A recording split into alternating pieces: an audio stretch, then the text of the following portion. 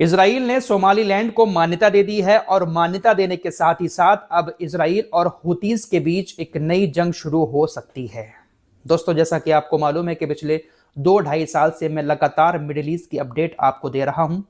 पिछले 1 महीने से मैंने थोड़ी अपडेट कम दी है क्योंकि ज़्यादा हलचल मिडिल ईस्ट में नहीं हो रही है, इसलिए ज़्यादा फालतू की बातें मिडिल ईस्ट की आप लोगों के सामने रखना मैं सही नहीं समझता हूं। जब कोई बड़ी खबरें आती हैं तो मैं आपको जरूर बताता हूं। गाजा की बात करें तो गाजा में हाल बेहाल है।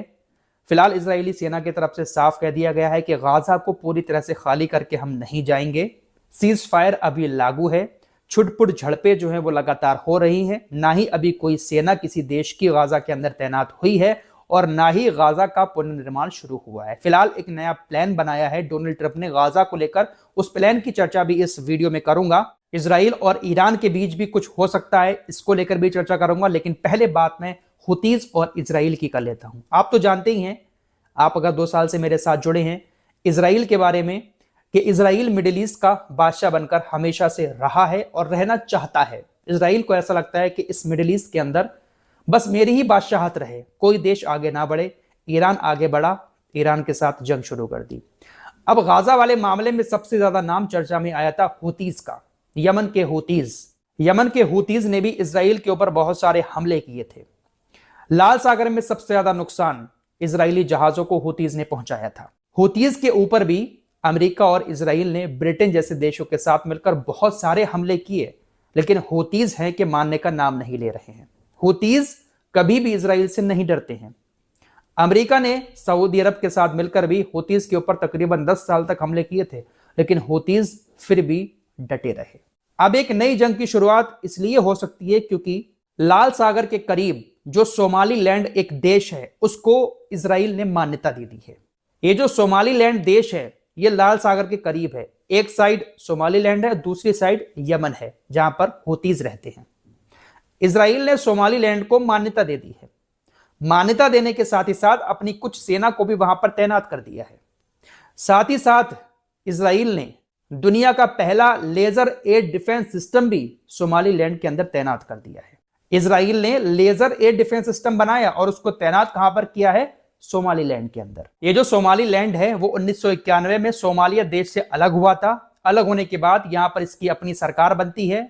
इसने अपनी नई करेंसी बना ली, साथ ही साथ इसने अपना पासपोर्ट भी बना लिया है। तो इसी सोमालिया देश को सबसे पहले इजराइल ने अब मान्यता दे दी है एक देश के तौर पर। आप लोग जानते ही हैं कि इजराइल कोई भी काम बिना फायदे के नहीं करता है। इजराइल ने सोमालीलैंड को ये जो मान्यता दी है, जिसके बाद मिडिल ईस्ट के अंदर एक बार फिर से तनाव बढ़ना शुरू हो चुका है। दरअसल हुतीज ने कहा है कि इजराइल सोमालीलैंड को मान्यता देने के बाद अपनी सेना का दखल अगर सोमालीलैंड में करता है तो हमारी सेना डायरेक्ट इजराइल की सेना पर हमला करेगी, क्योंकि इजराइल इस एरिया में आकर लाल सागर में तनाव पैदा करवाना चाहता है। और दोस्तों यही रीजन भी है, इजराइल बिना फायदे के कोई काम नहीं करता। सोमालीलैंड में अपनी सेना को तैनात करेगा। खबरें ऐसी भी आ रही हैं कि लेजर एयर डिफेंस सिस्टम भी इजराइल ने सोमालीलैंड को दे दिया है, वहां पर तैनात कर दिया है, जिससे हुतीज के हमलों को रोकने में बहुत ज्यादा आसानी होगी। और हुतीज के ऊपर यहां सोमालीलैंड से बैठकर इजराइल की सेना जब हमले करेगी तो उसका टारगेट भी बहुत आसान हो जाएगा। हुतीज तक हमले आसानी से पहुंचेंगे, क्योंकि लाल सागर में एक किनारे सोमालीलैंड है और दूसरे किनारे यमन बसा हुआ है। तो यमन के करीब इजराइल की सेना पहुंच जाएगी। इसीलिए कहा जा रहा है कि इजराइल ने सोमालीलैंड को मान्यता इसीलिए दी है ताकि इजराइल का फायदा हो। खबरें ऐसी भी आ रही हैं कि जो उपराष्ट्रपति हैं, इजराइल की मान्यता देने के बाद सोमालीलैंड के उपराष्ट्रपति ने इस्तीफा दे दिया है, क्योंकि वो खिलाफ हैं इस बात के कि इजराइल अपनी सेना को यहां पर भेजेगा।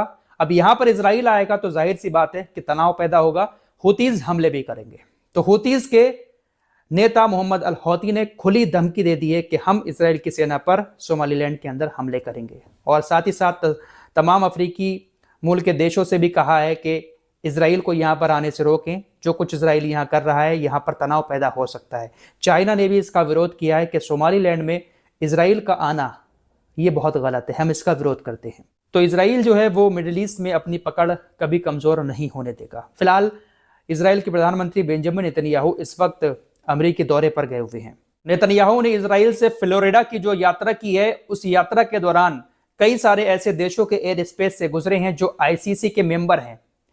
इंटरनेशनल क्रिमिनल कोर्ट ने यानी आईसीसी ने बेंजामिन नेतन्याहू के खिलाफ अरेस्ट वारंट भी जारी किया हुआ है, लेकिन इसके बावजूद भी इन देशों ने इसराइल के प्रधानमंत्री बेंजामिन नेतन्याहू के विमान को नहीं रोका। बेंजामिन नेतन्याहू ने इस यात्रा के दौरान ग्रीस, इटली और फ्रांस जैसे देशों की एयर स्पेस की यात्रा की और ये सारे के सारे देश आईसीसी के मेंबर हैं, लेकिन उन्होंने आईसीसी को ताक में रखकर बेंजामिन नेतन्याहू को आराम से जाने दिया। तो कह सकते हैं कि ये आईसीसी है, इंटरनेशनल क्रिमिनल कोर्ट या इंटरनेशनल कोर्ट ऑफ जस्टिस, ये सिर्फ दिखावे की अदालतें हैं, ये सिर्फ चुनिंदा लोगों के लिए ही काम करती हैं। फिलहाल आगे बढ़ते हैं।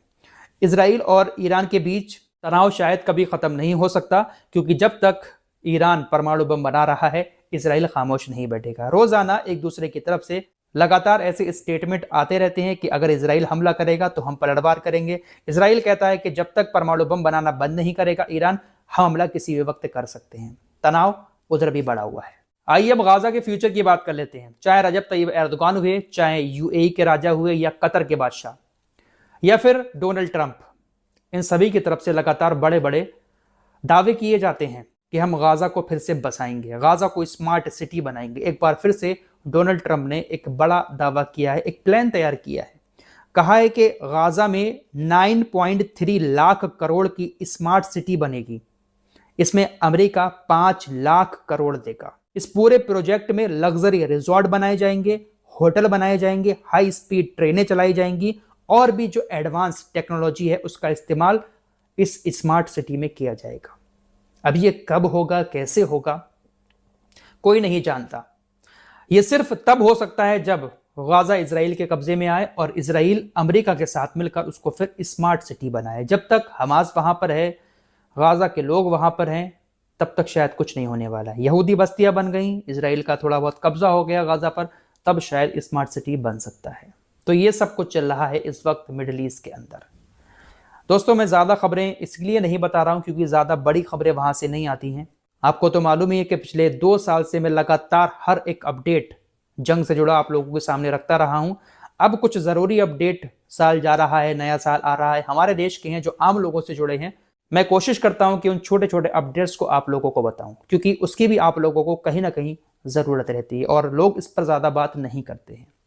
फिलहाल हमारे साथ बने रहिएगा, हर टॉपिक की खबर आपको यहां पर मिलती रहेगी।